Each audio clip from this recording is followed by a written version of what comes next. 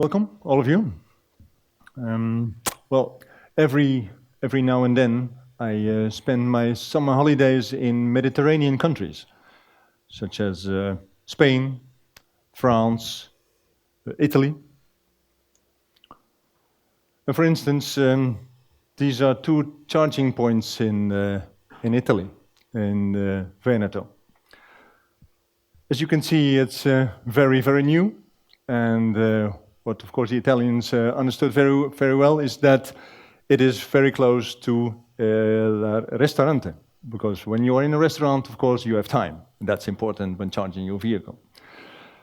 You can see, maybe not from the back, but you can see on this picture that the tire tracks maybe touched the parking spot, but not actually entered them. As far as I could see, it wasn't used yet.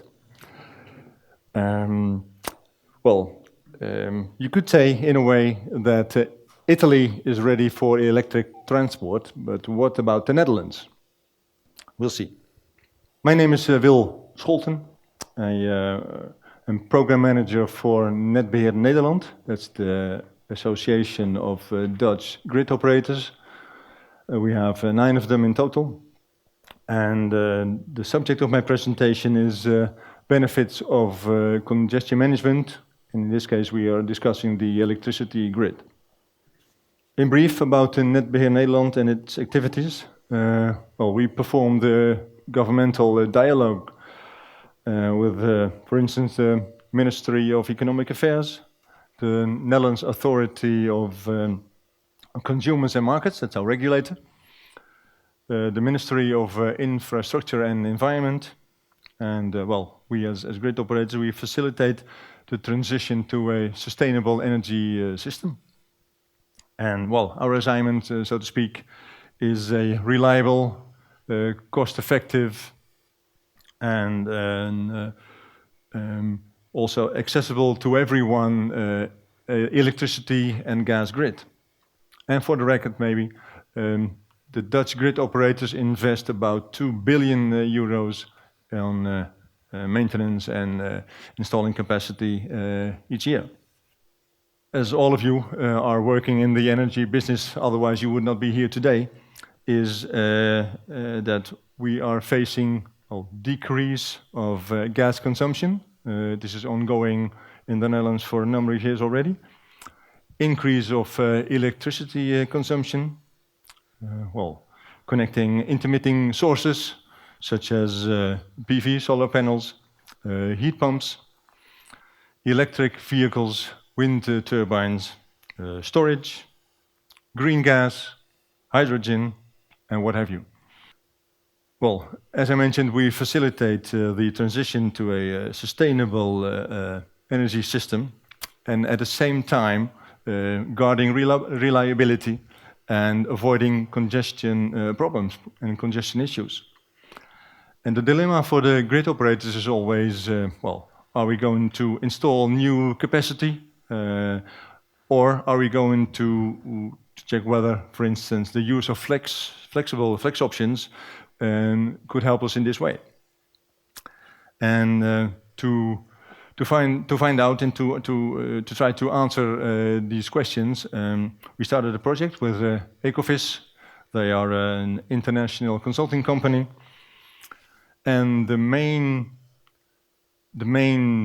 question in this project was can or cannot flex options such as smart charging and other types of flex options serve as an alternative for installing additional grid capacity in terms of financial, but maybe also in terms of lead time.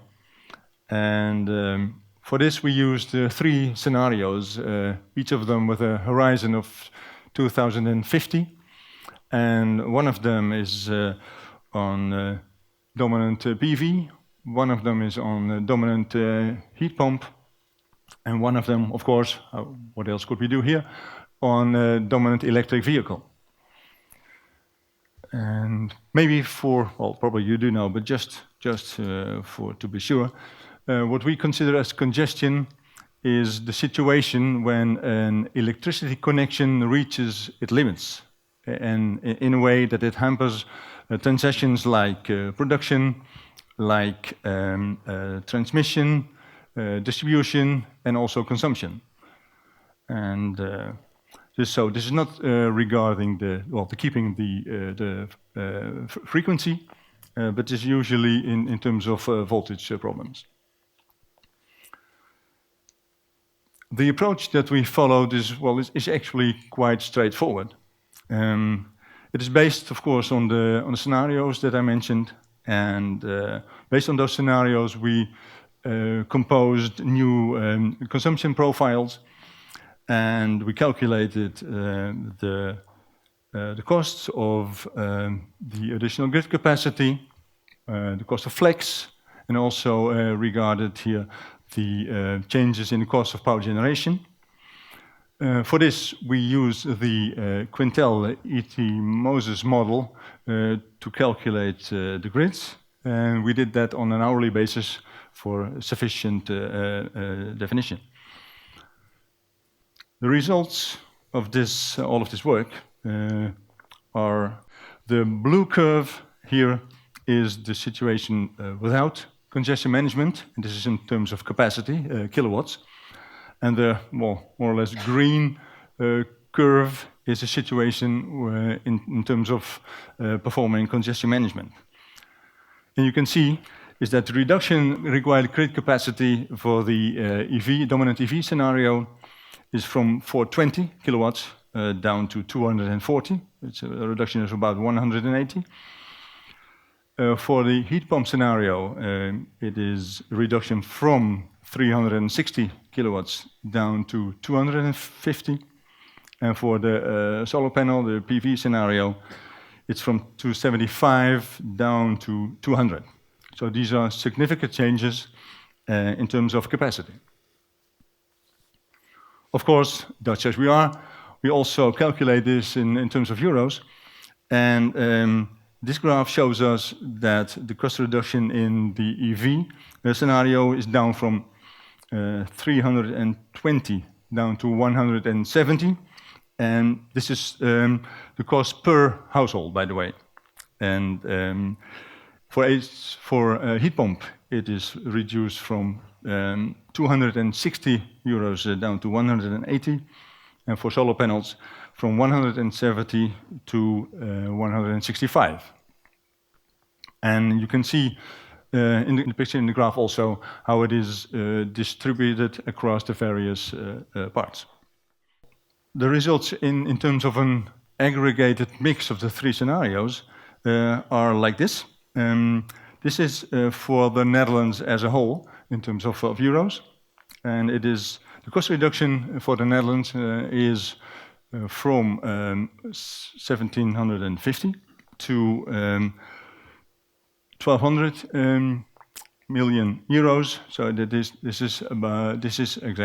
is 550 million euros each year for the Netherlands as a whole. To conclude, there's a lot of work to do, particularly in the low voltage area. Flexibility options can help us to buy time, to postpone, but installing additional capacity will be necessary at the end of the day. Flex options are applied in the low voltage grid, but the benefits and the cost savings are in medium voltage. The cost savings are, depending on the scenario, between the 70 and 170 euro per year per household. And the biggest savings are in the electric vehicle scenario. And the numbers and the amounts for the Netherlands as a whole I already mentioned. Well, thank you. I will be happy to answer questions later this afternoon. Thank you very much.